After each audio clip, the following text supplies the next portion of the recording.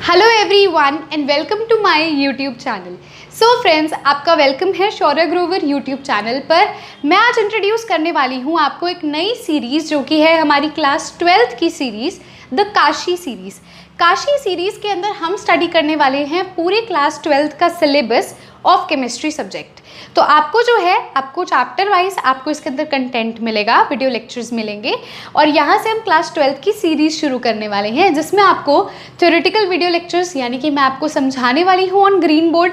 आपको बहुत अच्छे से कंसेप्ट पहले क्रिस्टल क्लियर किया जाएगा, उसके बाद आपको उनके कुछ क्वेश्चंस क्लास के अंदर ही यानी कि वीडियो लेक्चर के अंदर ही आपको करवाए जाएंगे, ठीक है, जिसे हमने CPP नाम दिया है, क्लास प्रैक्टिस प्रॉब्लम।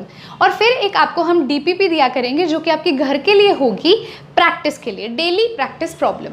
उन दोनों की PDF यानी कि अगर जो मैं क्लास में क्वेश्चंस करवा रही हूँ वो भी आपको डिस्क्रिप्शन में लिंक मिला करेगा और DPP यानी कि जो होमवर्क के लिए मैं आपको क्वेश्चंस दे रही हूँ वो भी आपको डिस्क्रिप्शन में लिंक मिलेगा।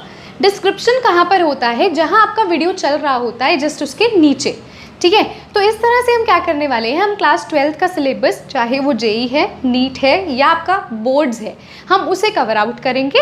और आपको एक और चीज़ बता दूं, क्वेश्चंस तो हम प्रैक्टिस आपको बता ही दिया, 2 कंसेप्ट ले आए हैं, थ्योरी भी आपको समझाई जाएगी क्लास के अंदर, डाउट्स भी आपके क्लियर किए जाएंगे। डाउट्स क्लियर करने के लिए आपको एक ID दी गई है शौर्य केमिस्ट्री 1 के नाम से, जो कि फेसबुक पे पेज है और इंस्टाग्राम पे ID है शौर्य केमिस्ट्री 1, ठीक है। आप वहाँ पर जाकर doubt section, only on Sunday आपके डाउट्स लिए जाएंगे। जो भी कंसेप्ट आपको एंटायर वीक में पढ़ाया जाएगा उसका आपको जो डाउट्स है वो आपको संडे को दिए जाएंगे। आपने वहाँ पर अपने डाउट्स मेरे से क्लैरिफाई करने हैं, ठीक है। और क्लैरिफिकेशन के लिए भी सबसे पहले मेरी जो टीम है वो आपसे कॉन्टैक्ट करेगी, मतलब आप मैसेज करोगे तो टीम आपका क्वेश्चन जो है रजिस्टर करेगी। आपने क्या करना है, हफ्ते के अंदर ही मैसेज करने हैं डाउट्स, ताकि संडे को आपको उसका सॉल्यूशन मिल जाए, ठीक है। ये डाउट्स का हो गया, चैप्टर्स का हो गया। अब एक और चीज़ पता क्या है, अभी बहुत टाइम से जैसे लेक्चर्स नहीं डल रहे थे तो कई स्टूडेंट्स ने मुझे कहा कि मैम +2 का चैप्टर 1 चैप्टर 2 ऑलरेडी डल चुका है, तो अब हम ऑलरेडी जैसे आपको पता है बहुत टाइम से डिले हो रहा था तो चैप्टर 3 से शुरू कर दीजिए। तो अब मैं चैप्टर 3 से आपको शुरू करने वाली हूँ, इलेक्ट्रोकेमिस्ट्री से हम अपना जो 12th की सीरीज़ है वो शुरू करेंगे। अब कई बच्चे कहेंगे मैम हमने 1st 2nd चैप्टर नहीं किया तो हम क्या करें, तो आप टेंशन ना लो, अभी मैं 3rd चैप्टर से शुरू करवा रही हूँ। 1-2 चैप्टर होते ही हम 1st और 2nd उठा लेंगे। अगर मैं अभी 1st और 2nd उठाती हूँ तो जिन बच्चों के हो गया वो चैप्टर, उनके लिए क्या हो जाएगा, उनके लिए हो जाएगा भी फिर से अब और वेट करें 3rd चैप्टर कब शुरू होगा। तो हम क्या करेंगे, 3rd चैप्टर करेंगे, फिर 4th करेंगे, उसके बाद हम मान लो 1st 2nd उठा लेंगे। 2-3 चैप्टर्स के बाद 1st और 2nd चैप्टर उठा लेंगे ताकि 2-3 चैप्टर हो जाए, फिर वो रिविजन भी उनकी भी हो जाएगी जिन्होंने अब कर लिया है और आप सबकी वो हो जाएगी जिन्होंने अभी नहीं देखा है। तो काशी सीरीज के लिए तैयार हो जाइए, हम शुरू करने वाले हैं हमारा चैप्टर इलेक्ट्रोकेमिस्ट्री। हम कर रहे हैं क्लास 12th का चैप्टर नंबर 3rd। तो इलेक्ट्रोकेमिस्ट्री का मतलब क्या होता है, सबसे पहले हम इस चीज़ को समझेंगे, मतलब भी इलेक्ट्रोकेमिस्ट्री की क्यों ज़रूरत पड़ी, ठीक है। तो समझते हैं इस चीज़ को। देखिए, हम हमारी केमिस्ट्री के अंदर बहुत सारे केमिकल रिएक्शंस को स्टडी करते हैं, राइट। अब उनमें से कई ऐसे रिएक्शंस होते हैं जो कि क्या होते हैं, स्पॉन्टेनियस, और कुछ क्या होते हैं, नॉन स्पॉन्टेनियस। स्पॉन्टेनियस रिएक्शन और नॉन स्पॉन्टेनियस रिएक्शन में फ़र्क क्या होता है? अगर तो आपको +1 के कुछ कंसेप्ट्स याद होंगे तो आपके लिए इजी होगा भी स्पॉन्टेनियस रिएक्शन कौन सी होती है और नॉन स्पॉन्टेनियस कौन सी होती है। स्पॉन्टेनियस वो होती है जो खुद ब खुद अक्कर हो जाती है, हमें उसके अंदर मतलब फिजिकली कुछ नहीं करना पड़ता, वो क्या होती है, इटसेल्फ अक्कर करती है। नॉन स्पॉन्टेनियस रिएक्शन कौन सी होती है, जिसे हमें करवाना पड़ता है, समझ रहे हो। अब आपको मैं एक एग्जाम्पल लेके बताती हूँ, जैसे कि अगर मैं आपको बोल देती हूँ मेरे पास एक बीकर है, फॉर एग्जाम्पल अभी मैं आपको समझा रही हूँ भी व्हाट इज़ द रीज़न भी हमने इलेक्ट्रोकेमिस्ट्री जो है उसकी जनरेशन हुई, इलेक्ट्रोकेमिस्ट्री की शुरुआत हुई, क्यों ऐसा हुआ, तो हम उस चीज़ को स्टडी कर रहे हैं। मैंने आपको बोला मेरे पास एक बीकर है, इस बीकर के अंदर फॉर एग्जाम्पल मैंने एक सॉल्यूशन डाल दिया और वो सॉल्यूशन है CuSO4 का, जो कि ब्लू इन कलर होता है। एग्जाम्पल हम लेट कर रहे हैं, मैंने एक सॉल्यूशन लिया CuSO4 का और इस CuSO4 सॉल्यूशन के अंदर मैंने क्या किया, एक Zn की जो वायर है, ठीक है, उसको क्या कर दिया, डिप कर दिया। मैंने क्या लिया, एक जिंक की वायर ली और उसको क्या कर दिया, इसके अंदर डिप कर दिया। अब स्टूडेंट्स, इस रिएक्शन के दौरान क्या होगा, कुछ देर बाद आपको ये देखने को मिलेगा अभी जो हमारी Zn की वायर है, जिंक की वायर है, वो गर्म होने लग जाएगी। समझिएगा इस चीज़ को ध्यान से। मैंने एक बीकर लिया, बीकर में CuSO4 का सोल्यूशन लिया और उसमें जिंक की वायर मैंने डिप कर दी। कुछ टाइम बाद मैं देखती हूँ भी वो गर्म हो रही है। गर्म होने का मतलब क्या हुआ, भी वो हीट रिलीज कर रही है। समझ रहे हो मैंने क्या बोला, वो क्या कर रही है, हीट रिलीज कर रही है। So this kind of reaction is हमारा स्पॉन्टेनियस रिएक्शन। ये कैसा रिएक्शन है हमारा, ये हमारा स्पॉन्टेनियस रिएक्शन है जो खुद ब खुद अकर कर रही है। हमने सिर्फ और सिर्फ एक रॉड को डिप ही तो किया है, मैंने कोई ये तो नहीं किया ना भी हाँ मैंने मतलब लाइक उसको हीट कर रही हूँ या और कोई चीज़ कर रही हूँ। मैंने सिर्फ और सिर्फ जिंक की वायर को इसके अंदर क्या किया है, डिप किया है, नथिंग एल्स, और कुछ भी नहीं किया है। तो यहाँ पर ये रिएक्शन स्पॉन्टेनियस है जो खुद ब खुद हो रही है। आप इस चीज़ को देखोगे, एक और चीज़ इसके अंदर समझने की ज़रूरत है। यहाँ पर क्या हो रहा है बेसिकली, इसके गर्म होने का मतलब क्या हुआ, अभी यहाँ पर कोई ना कोई केमिकल रिएक्शन हो रही है। यहाँ पर क्या हो रही है, कोई ना कोई केमिकल रिएक्शन अकर कर रही है। Chemical reaction occurs which produces chemical energy. यहाँ पर एक केमिकल रिएक्शन अकर कर रही है जो क्या प्रोड्यूस कर रही है, केमिकल एनर्जी को जनरेट कर रही है। केमिकल एनर्जी के जनरेशन के कारण ही यहाँ से हीट निकल रही है और ये क्या हो रहा है, ये हॉट हो रहा है, ये गर्म हो रहा है। ठीक है, ये समझ आया। यहाँ पर क्या हो रही है, केमिकल एनर्जी प्रोड्यूस हो रही है। ठीक है, एक और एग्जाम्पल लेते हैं। ये हमने ली हमारी जो है रिएक्शन नंबर फर्स्ट। ऐसे ही एक और रिएक्शन लेते हैं, reaction number second. Reaction number second में आपको देखो, अगर मैं बोलती हूँ NaCl है, ओके, NaCl को अगर मैं हीट करूँ, मैंने रिएक्शन को RX से डिनोट किया है, बच्चे कंफ्यूज मत होना। NaCl है, अगर मैं NaCl को हीट करती हूँ स्टूडेंट्स, तो वो किस में कन्वर्ट होता है, वो मोल्टन NaCl में कन्वर्ट होता है। किस में कन्वर्ट हो रहा है, मोल्टन NaCl में। मोल्टन NaCl का मतलब क्या है भी, वो Na पॉजिटिव और Cl नेगेटिव आयन के अंदर क्या हो रहा है, स्प्लिट हो रहा है। मतलब वो अपने आयंस के अंदर स्प्लिट हो रहा है। मोल्टन का मतलब क्या है, वो अपने आयंस के अंदर टूट रहा है। तो मैंने NaCl को जब हीट किया तो वो मोल्टन NaCl में कन्वर्ट हुआ और अपने आयंस में कन्वर्ट हो गया। अब मैं आपसे एक चीज़ पूछती हूँ भी, ये जो रिएक्शन है, ठीक है भी, ये जो आयंस में कन्वर्ट हो गई, क्या यहाँ पर कोई एनर्जी प्रोड्यूस हो रही है। देखो बेसिकली क्या था, NaCl इकट्ठे होके पड़ा हुआ था, अलग अलग Na पॉजिटिव Cl नेगेटिव अलग अलग हो गए ना। तो यहाँ पर कोई हीट रिलीज हुई, ना ही कोई हीट जनरेट हुई। समझ रहे हो, हीट प्रोड्यूस नहीं हुई यहाँ पर, ना ही हीट कोई एब्जॉर्ब हुई इस रिएक्शन को करवाने के लिए। तो ये रिएक्शन किस प्रकार का है, ये रिएक्शन है नॉन स्पॉन्टेनियस रिएक्शन। रीजन समझना, नॉन स्पॉन्टेनियस इसलिए क्योंकि ना तो यहाँ पर केमिकल एनर्जी प्रोड्यूस हो रही है या इलेक्ट्रिकल एनर्जी प्रोड्यूस हो रही है। हमें इस रिएक्शन को करवाने के लिए हमें क्या करना पड़ेगा, हमें खुद से कुछ करना पड़ेगा। ये नॉन स्पॉन्टेनियस रिएक्शन है, खुद से अकर नहीं कर सकती। इसका एक रीजन है, इसका क्या रीजन है, इलेक्ट्रोकेमिस्ट्री का मतलब क्या होता है, इलेक्ट्रोकेमिस्ट्री का मतलब होता है इलेक्ट्रिक एनर्जी को केमिकल एनर्जी में कन्वर्ट करना या फिर केमिकल एनर्जी को इलेक्ट्रिकल एनर्जी में कन्वर्ट करना। समझ रहे हो इस चीज को, इलेक्ट्रोकेमिस्ट्री। देखो ध्यान से, इलेक्ट्रोकेमिस्ट्री को अगर मैं दो भागों में तोड़ती हूँ, इलेक्ट्रो और केमिस्ट्री में, तो इलेक्ट्रो है इलेक्ट्रिकल एनर्जी के लिए और हमारा केमिस्ट्री है केमिकल एनर्जी के लिए। यानी कि इसके अंदर आपको इलेक्ट्रिकल एनर्जी को या तो केमिकल में कन्वर्ट करना है या फिर केमिकल एनर्जी को इलेक्ट्रिकल में करना है। अब पहली रिएक्शन जो हमारी स्पॉन्टेनियस रिएक्शन थी, जो खुद ब खुद अकर कर रही थी, इसके अंदर केमिकल एनर्जी प्रोड्यूस हो रही थी, हीट प्रोड्यूस हो रही थी, ये गर्म हो रहा था, तो केमिकल एनर्जी जनरेट हुई। केमिकल एनर्जी जनरेट हुई यानी कि हम इस स्पॉन्टेनियस रिएक्शन को की केमिकल एनर्जी को इलेक्ट्रिकल में कन्वर्ट कर सकते हैं, कर सकते हैं, बिल्कुल कर सकते हैं। अगर हमारे पास केमिकल एनर्जी है तो हम इलेक्ट्रिकल एनर्जी में उसे कन्वर्ट कर सकते हैं। लेकिन यहाँ पर बेसिकली क्या होता है, यहाँ पर आप समझो इस चीज़ को, ये जो है ये नॉन स्पॉन्टेनियस रिएक्शन है, ये खुद ब खुद अकर नहीं कर सकती, इसको आपको करवाना पड़ेगा, अगर आपको हीट देनी पड़ेगी। यहाँ आपने कोई हीट नहीं दी, यहाँ आपने हीट दी, यानी ये किस प्रकार की रिएक्शन है, ये नॉन स्पॉन्टेनियस रिएक्शन है जो आपको करवानी पड़ती है, जो आपको करवानी पड़ती है। और नॉन स्पॉन्टेनियस रिएक्शन में ना तो इलेक्ट्रिकल एनर्जी प्रोड्यूस हो रही है, ना केमिकल एनर्जी प्रोड्यूस हो रही है, तो आप किसको किस में कन्वर्ट करोगे, कैसे पता चलेगा। इस वजह से ही इलेक्ट्रोकेमिस्ट्री को इंट्रोड्यूस किया गया। इलेक्ट्रोकेमिस्ट्री इंट्रोड्यूस करी गई नॉन स्पॉन्टेनियस रिएक्शंस को अकर करवाने के लिए। ठीक है, ये बेसिक रीज़न था। अभी किस लिए इलेक्ट्रोकेमिस्ट्री का यूज़ आया तो वो मैंने आपको बता दिया।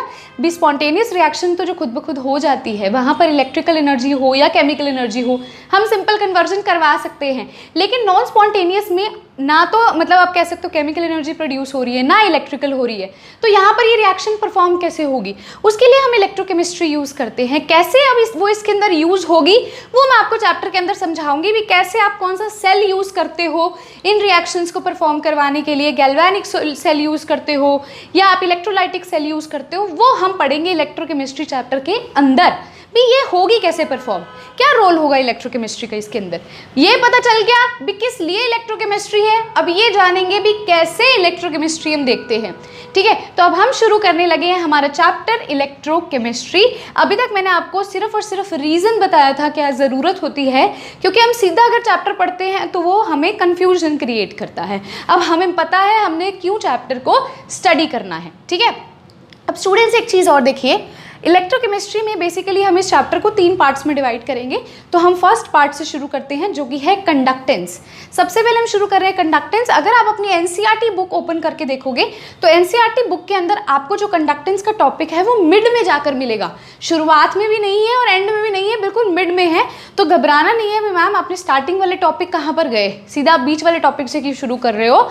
हम बीच वाला टॉपिक इसलिए इस्तेमाल कर रहे हैं क्योंकि ये जो टॉपिक है मतलब इस चैप्टर को हमने 3 भागों में ऑलरेडी डिवाइड कर दिया है। ठीक है, तो सबसे पहले हम कंडक्टेंस से शुरू करेंगे। अगर आप एनसीईआरटी रीड कर रहे हो साथ साथ तो आपको मिड में ये टॉपिक मिलेगा। अब मैं क्या करने वाली हूँ, इसको इरेज करने वाली हूँ। होपफुली आपने नोट डाउन कर लिया होगा। ठीक है, अब देखिए हम शुरुआत कर रहे हैं हमारा जो चैप्टर है उसके सबसे पहले टॉपिक कंडक्टेंस से। अब जो कुछ बच्चों ने फिजिक्स के अंदर +1 के अंदर कंडक्टेंस, रेजिस्टेंस और ये सारी टर्म्स सुनी तो होंगी, ऑब्वियसली सुनी होंगी, उनके लिए बहुत इजी चीज़ होगी। लेकिन जिसको उसने नहीं पढ़ा +1 में वो घबराइए मत, हम इसके अंदर उसको आराम से स्टडी कर लेंगे। ठीक है, अगर आपने इसे पहले नहीं भी पढ़ा, कंडक्टेंस क्या होती है, रेजिस्टेंस क्या होती है, तो घबराने की ज़रूरत नहीं है, हम यहाँ पर उसे स्टडी करेंगे। सबसे पहला टॉपिक जो हम पढ़ने जा रहे हैं दैट इज़ कंडक्टेंस। कंडक्टेंस का मतलब क्या होता है? कंडक्टेंस का मतलब होता है फ्री फ्लो ऑफ करंट। क्या होता है? Free flow of current. भी कितने इजीली आपका जो करंट है वो फ्लो करता है, या मैं कहूँ चार्ज जो है वो आपका फ्लो करता है। तो डेफिनेशन अगर आप लिखना चाहते हो, हिंदी में अगर आप साइड में लिखना चाहते हो, तो चार्ज के फ्लो को कंडक्टेंस कहते हैं, या मैं इनडायरेक्टली बोलूँ तो करंट के फ्लो को क्या कहते हैं? कंडक्टेंस कहते हैं। तो अगर इसकी बेसिक डेफिनेशन आप लिखेंगे, फ्लो ऑफ करंट या चार्ज लिख लीजिएगा ब्रैकेट में। ठीक है, the ease of flow of current लिखिएगा।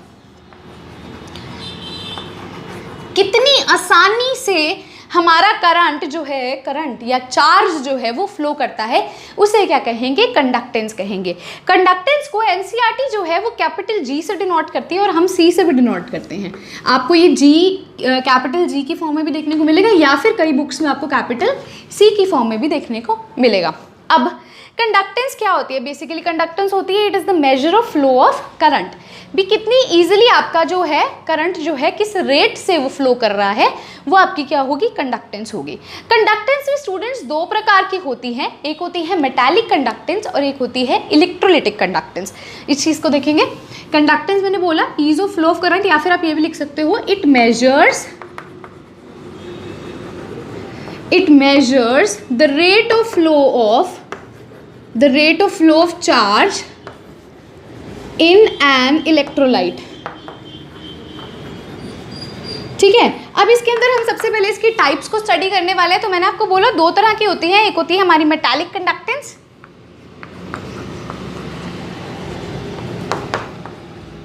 एक हमारी होगी मेटालिक कंडक्टेंस, और दूसरी जो हमारी होगी इलेक्ट्रोलिटिक कंडक्टेंस।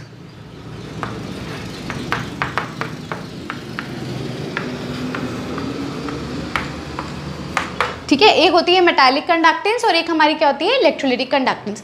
अब मेटालिक कंडक्टेंस क्या होती है और इलेक्ट्रोलिटिक कंडक्टेंस क्या होती है, हमें इस चीज़ को स्टडी करना है ना। तो सबसे पहले वीडियो को पॉज करके अपनी कॉपी को क्या कीजिए? 2 भागों में डिवाइड कर लीजिए। आप कहोगे मैम इसको मेटालिक कंडक्टेंस और इलेक्ट्रोलाइटिक कंडक्टेंस में ही क्यों डिवाइड किया? ठीक है, ऐसे तो है नहीं ना मैंने आपको बोल दिया डिवाइड किया तो किया नहीं, समझो क्यों किया। देखो जो ये हमारी कंडक्टेंस होती है, कंडक्टेंस का मतलब होता है कितनी इजीली हमारा चार्ज जो है वो फ्लो हो रहा है, मैंने यही बोला कितनी इजीली हमारा चार्ज या करंट जो है वो फ्लो हो रहा है। अब ये जो चीज़ है ना, जो कंडक्टेंस है वो दो चीज़ों में देखी जाती है, मतलब ये जो फ्लो हम चार्ज का कह रहे हैं ये दो चीज़ों में देखा जाता है, एक तो इलेक्ट्रोलिटिक सॉल्यूशन में, दूसरा किसमें, मेटालिक वायर में। तो अगर मेटालिक वायर के अंदर हम कंडक्टेंस देखते हैं तो वो कौन सी कंडक्टेंस होगी, मेटालिक कंडक्टेंस। और यदि अगर हम इलेक्ट्रोलिटिक सॉल्यूशन के अंदर कंडक्टेंस देखते हैं तो वो कंडक्टेंस कौन सी होगी, इलेक्ट्रोलाइटिक कंडक्टेंस होगी। समझ रहे हो डिफरेंस को। मेटालिक कंडक्टेंस वो कंडक्टेंस है जिसके अंदर हम कहते हैं अभी मेटल वायर के अंदर, देखो फॉर एग्जाम्पल मैं कहती हूँ मेरे पास क्या है,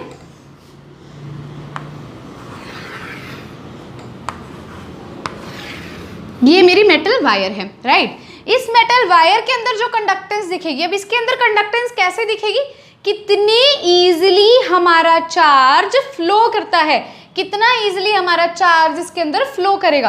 अब चार्ज किस तरह से हम देखेंगे, चार्ज किस फॉर्म में देखेंगे, मेरे कहने का मतलब है मैंने आपको बोल दिया भी चार्ज फ्लो कर रहा है, आप कहोगे मैम दिखेगा कैसे, हम कैसे आइडेंटिफाई करेंगे भी चार्ज फ्लो कर रहा है। तो यहाँ आइडेंटिफिकेशन के लिए फ्री इलेक्ट्रॉन्स यूज होते हैं, मतलब हमने किसका फ्लो देखना है, हमने इलेक्ट्रॉन्स का फ्लो देखना है। यहाँ पर कौन से इलेक्ट्रॉन्स प्रेजेंट होंगे, फ्री इलेक्ट्रॉन्स, और कितनी इजीली वो इसके अलोंग क्या कर रहे हैं, फ्लो कर रहे हैं, वो उसकी क्या हो जाएगी, मेटालिक कंडक्टेंस हो जाएगी। तो मेटालिक कंडक्टेंस के अंदर we use free electrons, free electrons are used for conductance, conductance करवाने के लिए फ्री इलेक्ट्रॉन्स का यूज किया जाता है। इलेक्ट्रोलिटिक कंडक्टेंस किस में होती है, इलेक्ट्रोलिटिक कंडक्टेंस वो कंडक्टेंस होती है जब हम क्या देखते हैं, चार्ज का फ्री फ्लो देखते हैं, किसके अंदर, इलेक्ट्रोलिटिक सॉल्यूशन के अंदर। यानी कि अब हमने क्या लेना है, एक बीकर ले लिया मैंने, ये इसके अंदर मैंने एक मतलब मान लो एनोड एक कैथोड डाल दी, राइट, और इसको किसके अंदर डिप किया, एक इलेक्ट्रोलिटिक सॉल्यूशन के अंदर डिप किया। इलेक्ट्रोलिटिक सॉल्यूशन का क्या मतलब है, जो उसको आयंस में स्प्लिट कर दे, जो उसको किस में तोड़ दे, आयंस में। फॉर एग्जांपल NaCl है, अब NaCl क्यों लिया, क्वेश्चन अभी आपको बता के हटी थी, NaCl is a non spontaneous reaction, उसको मोल्टन NaCl में तोड़ने के लिए it is a non spontaneous reaction ना, उसके लिए इलेक्ट्रोकेमिस्ट्री यूज किया है। NaCl एक इलेक्ट्रोलाइट है जो अपने आयंस में स्प्लिट होता है, तो यहाँ हमने एक इलेक्ट्रोलाइट लिया जिसमें आयंस होंगे, जैसे एक Na पॉजिटिव होगा, Cl negative, Na positive, Cl negative, कुछ इस प्रकार से वो बिखरे बिखरे होंगे। तो यहाँ पर इलेक्ट्रोलिटिक कंडक्टेंस के लिए कौन रिस्पॉन्सिबल है, आयंस रिस्पॉन्सिबल हैं। Ions are used for conductance. यहाँ क्या यूज करते हो आप, आयंस यूज करते हो। और मेटालिक कंडक्टेंस में क्या यूज करते थे, मेटालिक वायर यूज करते थे। इंपॉर्टेंट चीज थी, समझ आ गई, अच्छे से आ गई। अगली चीज देखो, यहाँ पर मैं बोल रही हूँ कि फ्री इलेक्ट्रॉन्स रिस्पॉन्सिबल है, यहाँ पर आयंस रिस्पॉन्सिबल है। यहाँ पर क्वेश्चन राइज करता है मैम फ्री इलेक्ट्रॉन्स कौन से होते हैं, फ्री का मतलब क्या होता है, हिंदी में कन्वर्ट करो, फ्री का मतलब होता है जो क्या होते हैं, वेकेंट होते हैं, खाली होते हैं, राइट। फ्री इलेक्ट्रॉन्स का मतलब क्या होगा, ऐसे इलेक्ट्रॉन्स जो क्या होंगे, हमारे वेकेंट होंगे, यानी कि आउटरमोस्ट शेल में जो वेकेंट हमारे इलेक्ट्रॉन्स होंगे उन्हें ही फ्री इलेक्ट्रॉन्स कहा जाता है। क्यों कहा मैंने फ्री इलेक्ट्रॉन्स, क्योंकि देखो अगर फ्री इलेक्ट्रॉन्स नहीं है, नॉर्मल इलेक्ट्रॉन्स है, तो वो न्यूक्लियस के पास होंगे, लेकिन वेकेंट इलेक्ट्रॉन्स का मतलब क्या है, जो बाहर वाले शेल में है और वो निकल सकते हैं इजिली। फ्लो को ही तो हम कंडक्टेंस कहते हैं, मूवमेंट को ही तो हम कंडक्टेंस कहते हैं। कौन सा इलेक्ट्रॉन इजीली बाहर निकल सकता है, मूव कर सकता है, वही रिस्पॉन्सिबल होगा कंडक्टेंस के लिए। तो जो टाइटली बाउंडेड इलेक्ट्रॉन है न्यूक्लियस के पास, वो कहाँ से कंडक्टेंस कर लेगा, उसकी फ्लो तो नहीं हो सकती है क्योंकि न्यूक्लियस के पास है, लेकिन जो इलेक्ट्रॉन फ्री है वो बहुत इजीली मूव कर सकता है, इसीलिए हमने फ्री इलेक्ट्रॉन्स यहाँ पर वर्ड यूज किया, ना कि नॉर्मल इलेक्ट्रॉन्स, ठीक है। सेकेंड पॉइंट इसके अंदर आप यहाँ पे लिखोगे, यहाँ पर जो होती है आपको, इधर आपको कोई केमिकल रिएक्शन देखने को नहीं मिलती, no chemical reaction takes place, no chemical reaction occurs. यहाँ पर स्टूडेंट्स केमिकल रिएक्शन अकर करती है, यहाँ पर आप लिखोगे केमिकल रिएक्शन अकर्स। क्यों केमिकल रिएक्शन होती है, यहाँ पर केमिकल रिएक्शन कौन सी रिएक्शन होती है, यहाँ रिडॉक्स रिएक्शन टेक प्लेस करती है इलेक्ट्रोलाइटिक कंडक्टेंस में। ऐसा क्यों होता है, यहाँ पर आपको एक एनोड देखने को मिलेगा, एक कैथोड देखने को मिलेगा, जो कि दोनों क्या हैं, हमारे इलेक्ट्रोड्स हैं। इस सॉल्यूशन के अंदर मैंने 2 वायर्स डिप कर दी, 2 इलेक्ट्रोड्स डिप कर दिए, एक है एनोड, एक है कैथोड। कैथोड का मतलब क्या होता है, जो किसको, कैटायंस को अपनी तरफ अट्रैक्ट करता है, एनोड जो एनायंस को अट्रैक्ट करता है। मतलब एक पॉजिटिव चार्ज है तो दूसरा कौन सा है, नेगेटिवली चार्ज है ना। समझो इस चीज को, अगर एक पॉजिटिवली चार्ज है तो नेगेटिव उसके पास जाएगा, और जो दूसरा नेगेटिव चार्ज है उसकी तरफ पॉजिटिव अट्रैक्ट होगा। मतलब वहां पर क्या हो रही है, रिडॉक्स रिएक्शन होगी, वहां पर ऑक्सीडेशन भी होगी, रिडक्शन भी होगी। तो जहां ऑक्सीडेशन रिडक्शन होती है वो रिडॉक्स रिएक्शन होती है। घबराओ मत, जो कंसेप्ट अभी मैंने आपको बोला रिडॉक्स रिएक्शन होती है, ऑक्सीडेशन होती है, रिडक्शन होती है, वो हम हमारे नेक्स्ट पार्ट में स्टडी करेंगे जब हम इलेक्ट्रोकेमिकल सेल को पढ़ेंगे। तो मैं आपको बताऊंगी एनोड पे क्या आता है, कैथोड पे क्या आता है, ऑक्सीडेशन कहाँ होती है, रिडक्शन कहाँ होती है, उसे भी हम स्टडी करेंगे। लेकिन फिलहाल के लिए इतना समझना ज़रूरी है भी अगर आपने एक सॉल्यूशन के अंदर 2 इलेक्ट्रोड्स को डिप किया है तो वहाँ पर आपको चार्जेस जनरेट होंगे। चार्जेस जनरेट होने के कारण ऑक्सीडेशन रिडक्शन होती है, यानी कि एक चार्ज जो दूसरे चार्ज के पास जाता है और दूसरा चार्ज दूसरे चार्ज के पास जाता है, यानी कि पॉजिटिव के पास नेगेटिव जाएगा और नेगेटिव के पास पॉजिटिव जाएगा। ऑक्सीडेशन रिएक्शन और रिडक्शन रिएक्शन अकर करेगी, जो कि हमारी रिडॉक्स रिएक्शन कहलाती है। मतलब यहाँ केमिकल रिएक्शन अकर होगी और यहाँ कोई केमिकल रिएक्शन अकर नहीं होगी।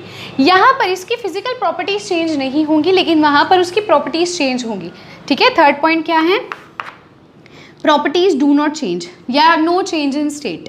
ठीक है, नो चेंज इन स्टेट और प्रॉपर्टीज डू नॉट चेंज।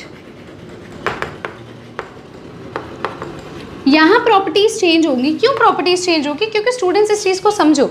यहाँ पर बेसिकली क्या हो रहा है, जैसे मतलब मान लो Zn है तो वो Zn+2 में टूट जाएगा, या मैं कह रही हूँ Cl नेगेटिव है तो वो किस में कन्वर्ट हो जाएगा, Cl में। यानी कि ये पहले कैसा था, न्यूट्रल था, बाद में चार्ज स्पीशीज हो गया।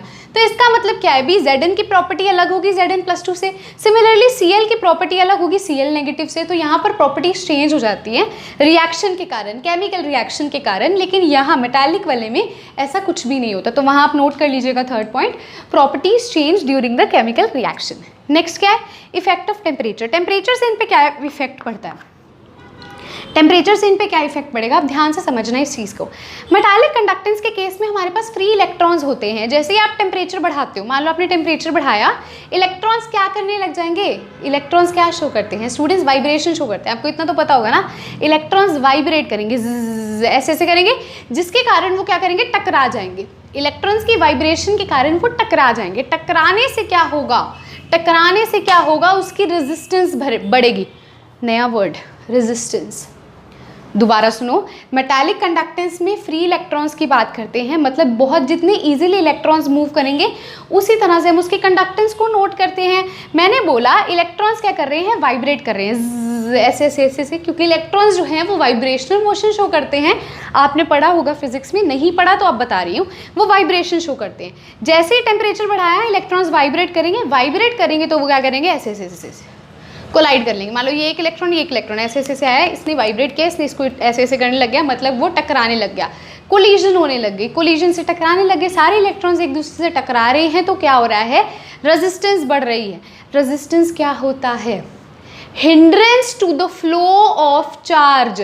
मतलब बहुत आसानी से चार्ज चल रहा था, ऐसे ऐसे चार्ज जा रहा था, एग्जाम्पल ले रही हूँ, ऐसे नहीं जाता, ठीक है ना, एग्जाम्पल है, चार्ज ऐसे फ्लो कर रहा है। आगे मान लो मैंने कोई बॉक्स रख दिया तो ये चार्ज रुक जाएगा। मतलब ये इसके लिए क्या हो गई, एक हिंड्रेंस हो गई, रुकावट हो गई। वही रुकावट यहाँ पर हो जाएगी उनके वाइब्रेशंस के कारण। यानी कि जब इलेक्ट्रॉन्स वाइब्रेट कर रहे थे, कोलाइड कर रहे थे, तो एक दूसरे के रास्ते में भिड़ रहे थे। पहले बहुत आसानी से इलेक्ट्रॉन जा रहा था, एक इलेक्ट्रॉन ये रहा, एक इलेक्ट्रॉन ये रहा, बहुत आसानी से जा रहे थे। अब एक दूसरे से टकराने लगे तो ये इसके रास्ते में, ये इसके रास्ते में, ये इसके रास्ते में, जिसके कारण क्या हो रहा है, उनको रुकावट हो रही है। रुकावट होने का मतलब क्या है, कंडक्टेंस कम हो रही है। तो टेम्परेचर बढ़ाने से कंडक्टेंस पे क्या फ़र्क पड़ेगा, कंडक्टेंस कम हो जाएगी। अब मैं यहीं पर इलेक्ट्रोलिटिक कंडक्टेंस की बात करती हूँ तो यहाँ बिल्कुल ऑपोजिट केस है। यहाँ टेम्परेचर बढ़ाती हूँ तो यहाँ पर क्या आयंस है, देखो आयंस का मतलब क्या है, जैसे ये Na का आयन है, ये Cl का आयन है, बड़े बड़े आयंस हैं। तो यहाँ पर जब कंडक्टेंस बढ़ाती हूँ तो उनकी काइनेटिक एनर्जी बढ़ जाती है, ठीक है। आयंस है, साइज़ का इस पर कोई फ़र्क नहीं पड़ता, साइज़ बड़ा होता है तो आराम से मूव करते हैं। जैसे टेम्परेचर बढ़ाओगे इन आयंस की काइनेटिक एनर्जी बढ़ जाएगी, मतलब इनकी मूवमेंट बढ़ जाएगी। मूवमेंट बढ़ने का मतलब ही तो कंडक्टेंस है, मूवमेंट का मतलब ही तो फ्लो है। मतलब अगर आप कंडक्टेंस बढ़ाते हो यानी कि मूवमेंट बढ़ती, मतलब टेम्परेचर बढ़ाते हो, तो आयंस क्या करेंगे, तेजी से चलने लग जाएंगे। काइनेटिक एनर्जी बढ़ गई यानी कि उनकी मूवमेंट तेज हो गई, मूवमेंट तेज हो गई तो इलेक्ट्रोलाइटिक कंडक्टेंस भी क्या हो जाएगी, बढ़ जाएगी। टेम्परेचर बढ़ाने से यहाँ पर इलेक्ट्रोलाइटिक कंडक्टेंस बढ़ती है और मेटालिक कंडक्टेंस क्या करती है, डिक्रीज कर जाती है। स्टूडेंट्स इस चीज़ को आपको नोट डाउन करना है भी। अगर टेम्परेचर बढ़ा रहे हो तो कंडक्टेंस डिक्रीज होगी मेटालिक वाली, अगर टेम्परेचर बढ़ा रहे हो तो इलेक्ट्रोलाइटिक कंडक्टेंस क्या होगी, इंक्रीज करेगी।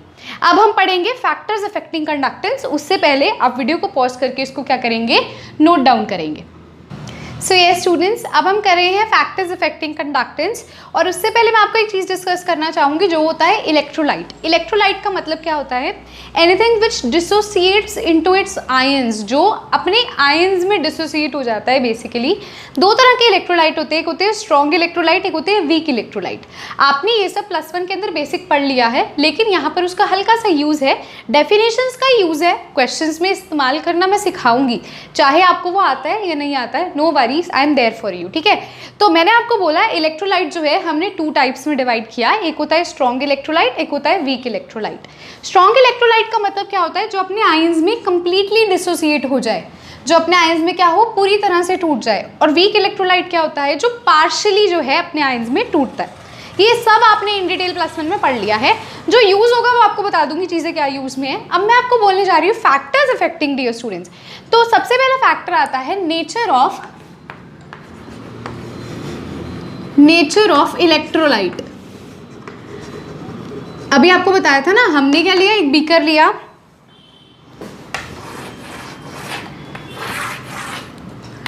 है ना, और इसके अंदर हमने एनोड लगा दी, कैथोड लगा दी, और यहाँ बीच में हमने क्या, किसके अंदर इसको डिप किया है, इलेक्ट्रोलिटिक सॉल्यूशन में।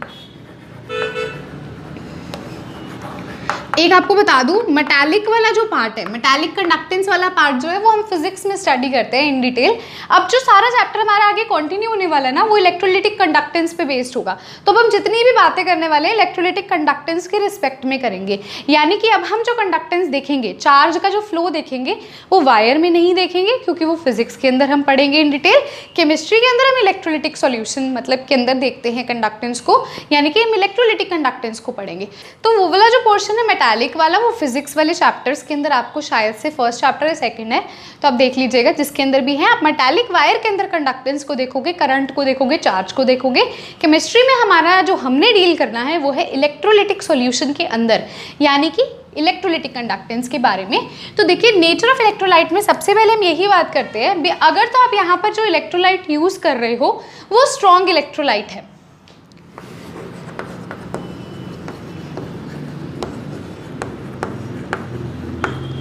अगर तो आप स्ट्रॉन्ग इलेक्ट्रोलाइट यूज कर रहे हो तो स्ट्रॉन्ग इलेक्ट्रोलाइट की स्टूडेंट्स जो कंडक्टेंस होती है वो ज्यादा होती है as compare to weak electrolyte की कंडक्टेंस।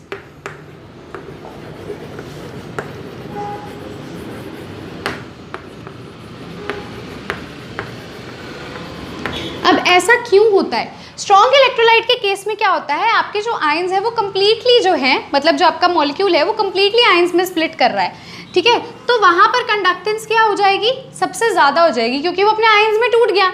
लेकिन वीक इलेक्ट्रोलाइट में वो पार्शली डिसोसिएट करता है, पार्शली मतलब आधा। अगर वो अपने आयंस में ही पूरी तरह टूटेगा नहीं तो वो आयंस फर्दर कैसे मूव करके कंडक्शन दिखाएंगे। मैंने अभी आपको बताया था फैक्टर्स, मतलब फैक्टर्स कह रही हूँ, जो हमने टेबल बनाया था उसके अंदर भी टेम्परेचर बढ़ाया तो काइनेटिक एनर्जी आयंस की बढ़ गई, यानी कि मूवमेंट बढ़ गई तो कंडक्टेंस बढ़ गई। सॉरी, तो मैं आपको यहाँ पे कह रही हूँ वीक इलेक्ट्रोलाइट के केस के अंदर वो पार्शियली डिसोसिएट करता है, मतलब कि वो पूरी तरह आयंस में ही नहीं टूट रहा।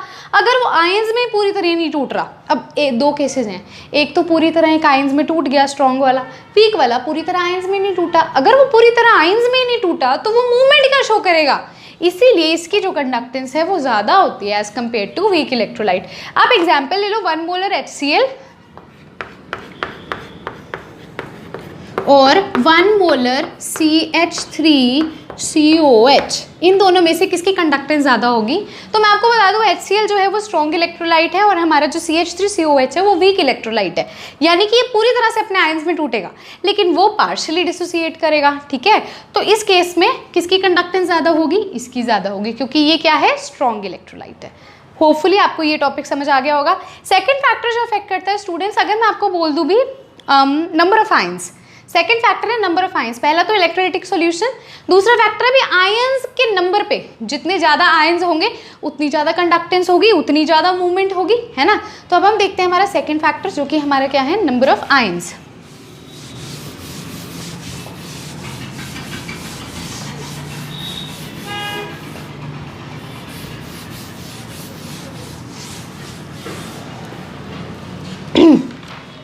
Okay, second factor number of ions है। कंडक्टेंस जो होती है वो नंबर ऑफ आयंस के डायरेक्टली प्रोपोर्शन होती है। ऐसा क्यों?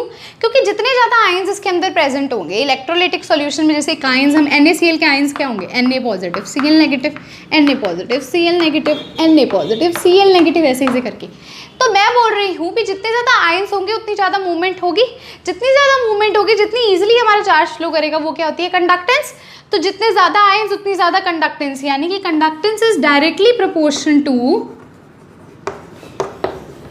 नंबर ऑफ आयंस, ठीक है। अब एक केस ले लेते हैं हम। हाँ जी, देखो एग्जाम्पल है, मैं पूछ रही हूँ NaCl और Na2SO4 में से किसकी कंडक्टेंस ज़्यादा होगी? कैसे पता चलेगा? तोड़ो इसको आयंस में। ये किस में टूटेगा? Na पॉजिटिव और Cl नेगेटिव, 1 Na पॉजिटिव और 1 Cl नेगेटिव में। ये किस में स्प्लिट होगा?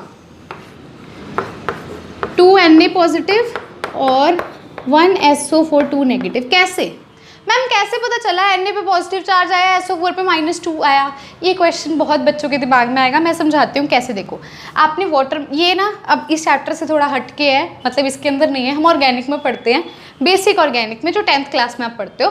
किसी को नहीं पता तो मैं यहाँ एक्सप्लेन कर रही हूँ। देखो मैं बोलती हूँ मैंने बनानी है, फॉर्मेशन करनी है, एग्जाम्पल हम लेते हैं NaCl का ही ले लेते हैं, चलो ठीक है।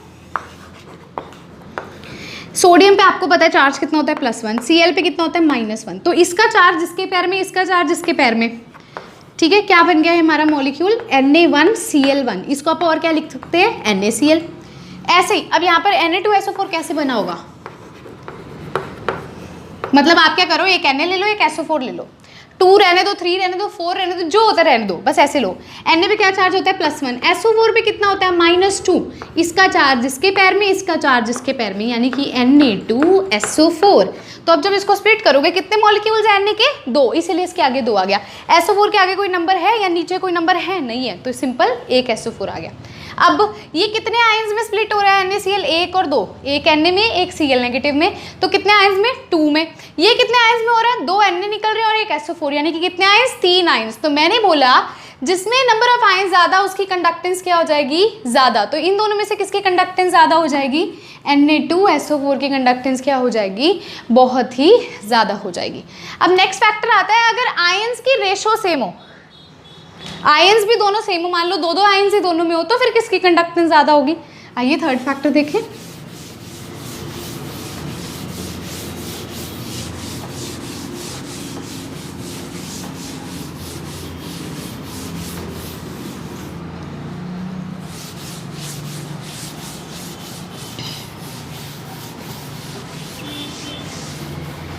इस चैप्टर की कोई CPP DPP नहीं है, मतलब इस चैप्टर की कह रही हूँ, इस वीडियो लेक्चर की, फर्स्ट वीडियो लेक्चर की, क्योंकि हम अभी हमारा बेसिक पढ़ते जा रहे हैं, तो इसमें भी कोई क्वेश्चंस एज सच है नहीं। जो नेक्स्ट लेक्चर होगा, लेक्चर नंबर 2, उसके अंदर CPP भी होगी, क्लास प्रैक्टिस प्रॉब्लम, और DPP भी होगी, डेली प्रैक्टिस प्रॉब्लम, ठीक है। तो अब हम इसके अंदर देखते हैं हमारा नेक्स्ट फैक्टर जो कि है, अगर आयंस की रेशो सेम हो जाती है तो क्या होगा? आयंस की रेशो क्या हो? हमारी सेम हो, तो जो कंडक्टेंस है ना स्टूडेंट्स, कंडक्टेंस को C से रिप्रेजेंट करते हैं, ये किसके इक्वल होता है? R²/Q1 Q2, ठीक है, इसके इक्वल होता है। मतलब सबसे पहले फैक्टर आपने Q1 Q2 होता है चार्ज, R होता है डिस्टेंस बिटवीन द आयंस। तो सबसे पहले आपने चार्ज देखना है, अगर किसी का चार्ज भी सेम है आयंस में, आपने जैसे मान लो एक Na पॉजिटिव दे दिया मैंने आपको और Cl नेगेटिव दे दिया, मैंने बोला इन दोनों के चार्जेस क्या है, जैसे इन दोनों के 1 1 चार्जेस हैं, चार्जेस सेम हैं, तो आप क्या देखोगे फिर डिस्टेंस देखोगे। मतलब अगर चार्ज, जिसका चार्ज ज़्यादा उसकी कंडक्टेंस कम, इन्वर्सली प्रोपोर्शन है ना, ठीक है। अगर मान लो चार्ज सेम है तो क्या देखोगे, रेडियस देखोगे। जिसका डिस्टेंस ज़्यादा, रेडियस ज़्यादा, उसकी कंडक्टेंस क्या हो जाएगी, ज़्यादा, क्योंकि वो डायरेक्टली प्रोपोर्शन है। क्वेश्चन देती हूँ, आपको समझ आ जाएगा। पहला क्वेश्चन है Na पॉजिटिव Mg+2 और Al+3, इनमें बताओ। देखो अब चार्ज किसका ज़्यादा है, Al+3 का, तो जिसका चार्ज ज़्यादा उसकी कंडक्टेंस कम। सबसे पहले चार्ज देखना है, चार्ज सेम हो फिर रेडियस देखना है। सबसे पहले चार्ज, जिसका चार्ज ज़्यादा, इसका चार्ज ज़्यादा, इसकी कंडक्टेंस क्या होगी, कम, तो सबसे ज़्यादा क्या आएगी कंडक्टेंस, Na की ज़्यादा, फिर Mg+2 की, फिर Al+3 की हो जाएगी, ठीक है। अब मैं बोलती हूँ जिसमें चार्जेस सेम हो जाए, जैसे Li ले लेते हैं, Na ले लेते हैं। क्वेश्चन ये वाला मैं नोट करके आई हूँ तो मैं इसको देख के आपको लिखवा देती हूँ। Li Na K पॉजिटिव, हाँ जी, मान लो ये दे देते हैं। इन सब में चार्जेस क्या है, +1 है, सेम है, तो क्या होगा, देखो चार्ज सेम है तो क्या देखेंगे, रेडियस। जिसका रेडियस ज़्यादा उसकी कंडक्टेंस ज़्यादा, तो डाउन द ग्रुप क्या होता है, रेडियस बढ़ता है, तो इसका रेडियस ज़्यादा तो इसकी कंडक्टेंस क्या हो जाएगी, ज़्यादा।